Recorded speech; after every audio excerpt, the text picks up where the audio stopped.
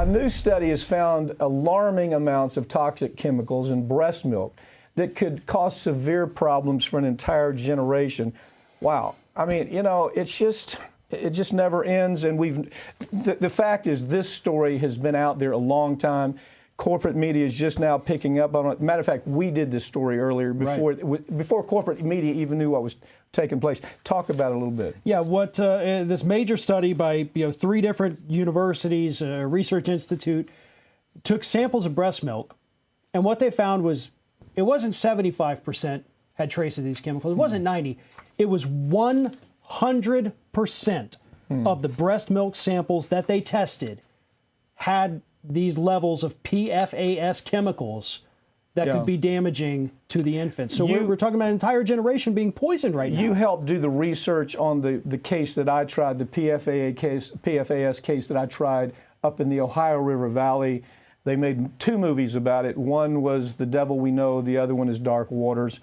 And in that trial, what we found was that this information has been on the table for the EPA for decades, literally for decades. Yeah. We're talking about 4 decades at the very least. And this is what they knew. They knew it caused cancer. All the animal studies showed cancer. It caused liver disease. It caused liver cancer. It caused testicular disease. It caused developmental disease. This is what the EPA had, and the local regulators actually became part of furthering the efforts to get more PFAS into the Ohio River Valley. It's a remarkable story, and it's just beginning, isn't it? It really is, and we're finding out again, this poisoning goes so far beyond. I mean, we're finding these chemicals in areas where human beings don't even live. We're finding it in polar bears, for God's sake. That is how widespread these chemicals are. And again, we've already poisoned a couple of generations, and because of inaction from the federal government, because the companies continue to produce these chemicals, still going out into the waters today, we got a new generation right here getting toxic doses of these. You know, matter of fact, you did a story on this for National Trial Lawyer magazine. In that story, you talk about the fact, and of course, I tried the case, so I had the experts on the stand that said it's biopersistent, means it's in the environment for 1 million years. It's bioaccumulative. That means each and every time that you take a drink of it or you're exposed to it, it adds to the burden in your body. And more importantly, it's bioactive. And when you put all those 3 things together, and now you learn that the most important stage in a child's life, they're exposed to 10, 20, 50 times the amount. They should have no exposure. Right. God didn't make PFAS, okay? DuPont and 3M made PFAS. Right. And there may be not a whole lot we can do at this point to stop the poisoning of this generation, other than what we're doing right now and what you've done, trying these cases, getting the word out. But again, these are chemicals that are still being introduced today, right? They're still in use. And some of the alternatives are proving to be almost equally as toxic. So we're at the mercy of corporate America right now. We truly are, and it's a terrifying place to be. Netflix, check out Netflix, The Devil We Know. It's going to give you the whole backstory. It's scary, scary stuff. Farron Cousins, thank you for joining me, okay? Thank you. The EPA has known for years about the dangers of an industrial chemical known as TCE, but without regulations, tens of thousands of businesses today are still exposing their workers to this toxin, which has made its way in factories and to our drinking water. Attorney Madeline Penley joins me to talk about this. Maddie, tell us what TCEs are. So TCE is trichloroethylene. It's a man-made chemical. So we came up with this, and it's actually used mostly in factories for cleaning of medical equipment and metal parts. But it's also found in different cleaning products that we all use and are therefore exposed to in our own homes. Despite being used in so many different ways, it's actually extremely dangerous. It's a class 1 carcinogen, and it has been for a very long time. Kidney cancer, liver cancer, birth defects, non-Hodgkin's lymphoma, it has the capacity to do that. Right. It's in cleaning. As you point out, they use it to clean electronics. They use it in refrigeration. They use it in dry cleaning. Many, many uses of it. And the industry, the Dow Chemical, yes, and it has known for a very long time how dangerous this is.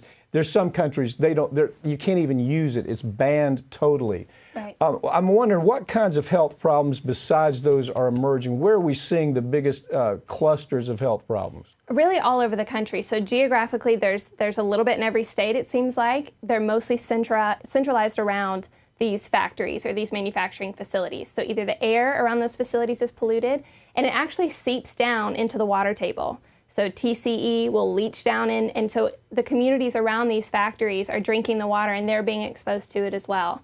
So really all over the country, just demographically affecting factory workers. Well, there's no way to even warn it about it. I mean, if you're working around a factory, where we're really seeing this is on military bases, right? I mean, we are seeing it on a military basis as well. And yes. why are we seeing it so much on military bases? We actually see military bases being shut down as Superfund sites Yes. because the government can't clean up the disaster. Talk Right. about that. So this stuff gets into the environment, whether it's on a military base or the factories or wherever, mostly through dumping, spilling, or leaks. So you can have leaks in the pipelines that seeps out into the environment, or just negligent, care when they're transporting this stuff. It dumps and contaminates the entire community.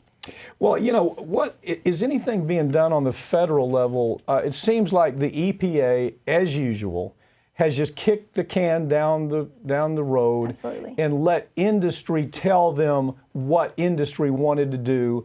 EPA leadership, the White House leadership has been totally non-existent on this. Right. It wasn't just the Obama administration that knew about this. It goes all the way back to George Bush. I mean, Bush knew what the potential problems are, and they just let the FDA just slide on this. Just do whatever you want to do. Right. We've known how dangerous TCE is for a very long time. And as you mentioned, some flags were raised during the Obama administration. Some bans were suggested. They wanted to start enforcing protections to try and reduce the levels of TCE exposure, try to stop these facilities and these factories from using it. But unfortunately, the EPA confusingly kind of blocked some of those measures. They actually, especially during the Trump administration, actually worked to protect TCE so that these businesses did not have to stop using it. Okay, we've seen the problem is that it's not, as we said, you talked about the factory, and we talked about the fact that it's used on military bases a lot for Right. degreasing, all types of industrial size equipment. But the problem is it's then moving from the base, it's seeping down into the aquifer to where we have 34% of the drinking water supply in this country right now has TCE in it. Exactly. And people have no idea what that means to them, right? Right. And so the problem is this could have been prevented had, as you mentioned, these companies and these military bases done the right thing from the jump. But now the problem is the contamination is so much further spread than those factories and military bases. So one thing you can do is if you think your water supply has been contaminated, you can order tests for it. There are blood tests and breath tests that you can get yourself to see how much TCE has accumulated in your body.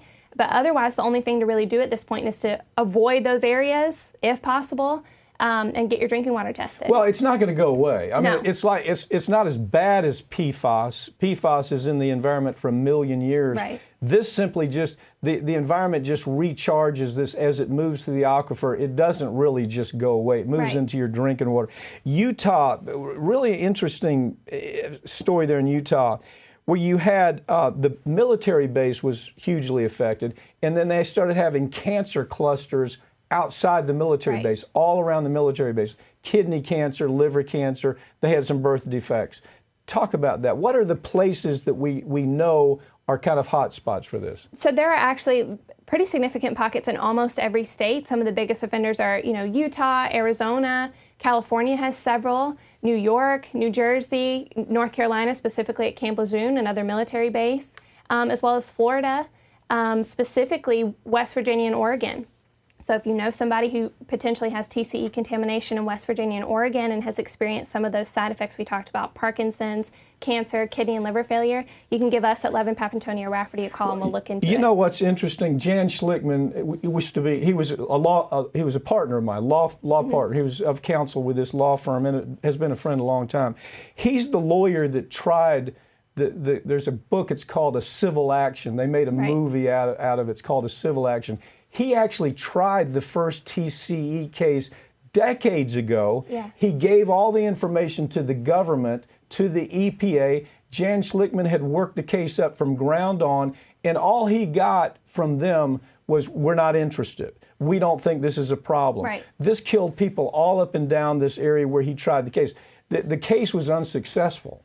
But what he did is he took all of that information. It's worth seeing. It's called A Civil Action. It's a great movie, but the book is superb.